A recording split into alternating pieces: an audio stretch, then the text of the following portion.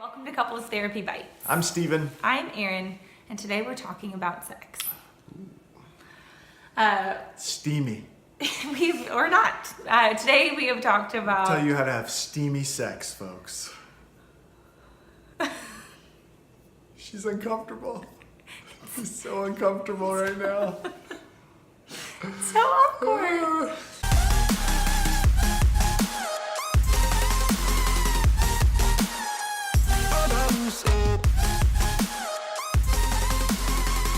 Hi, welcome to Couples Therapy Bites. I'm Steven. I'm Erin, and today we want to talk about sex. We want to talk about the Instapot versus the Crockpot for several reasons. We've heard this conversation as a very gendered conversation, that a woman is this crockpot and takes forever, or at least 8 hours. To be ready, to be intimate, and Yeah. dress, flowers all day. All sorts of foreplay, all sorts of intimacy building, and then Right. this man is like an animal, basically. And like, That's right. we're gonna This rabid animal who just is ready need sex all the at the time. drop of a hat to have sex, yeah. And one that's just not true. So, We're debunking that idea. yes, It has been debunked. it has been debunked. And then the other reason that And one of the ways too is simply just because we have found in our relationship that that's not the way it is for us. I'm probably one of the ways we've debunked more akin to the Crockpot, and Erin is more akin to the Instapot. And so, we imagine that there's other couples Well, we know it for a out fact, there so- that don't fit that description either. So. yes, Yeah, and I think that one of the things too is there's some real goodness in these ways of being, from the standpoint of that there's just preferences and how people are ready and prepared to have sex. I'm a little slower, a little.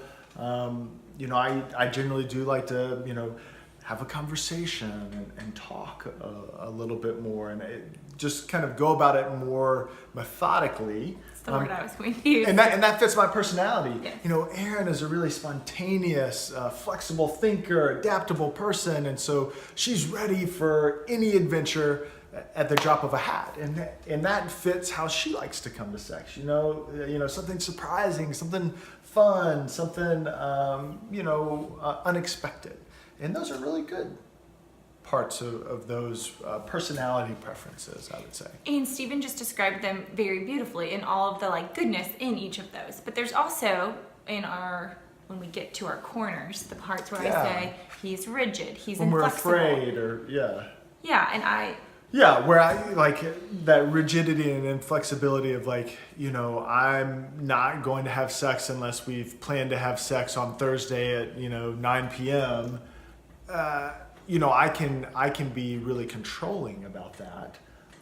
I think. And then the flip side, when we were in our separate corners, and he had already said all the good things about me, but you say them. Yeah. I think for Erin, sometimes her spontaneity, in its negative form, it's kind of rushing past intimacy. Or it's like, come on, let's just hurry up and have sex and get this over with, without the connection, without the intimacy.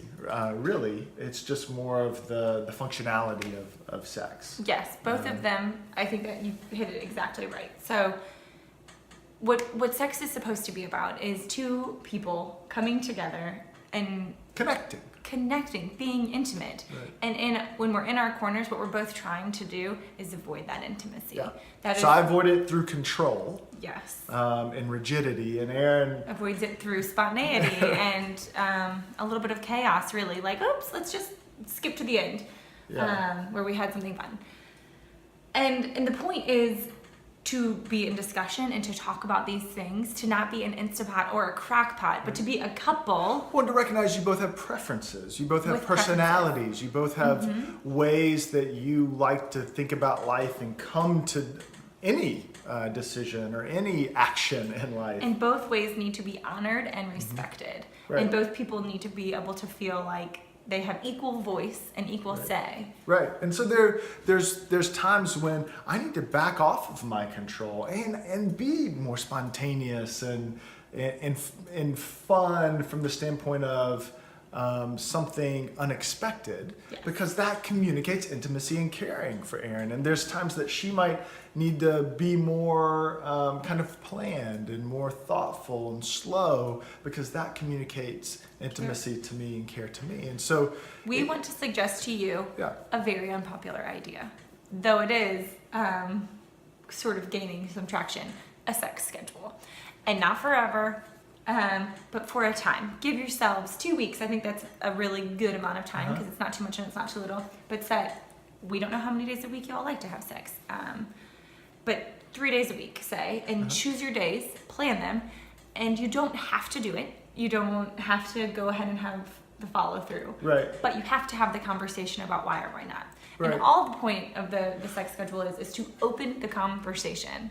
Right, and you can even say, let's say you say, hey, we're gonna have sex on Monday. Well, that's great. There could be, it doesn't mean that is only playing to the Crockpot personality, because Monday, it could be like, and you gotta do something spontaneous. You gotta do something, sure. that you normally wouldn't do. I was very against the whole sex schedule thing, but it has been extremely helpful for us at times. And we've never stuck with it for a huge, long season. The schedule just gives you a framework to actually begin to have this conversation about your preferences, about intimacy, about how you have sex as a couple. And about how willing you are to talk about sex with your partner and with yourself. Yeah, so try it out. Give it a try. We'd be curious to see how it, or hear how it goes. We don't really want to see that.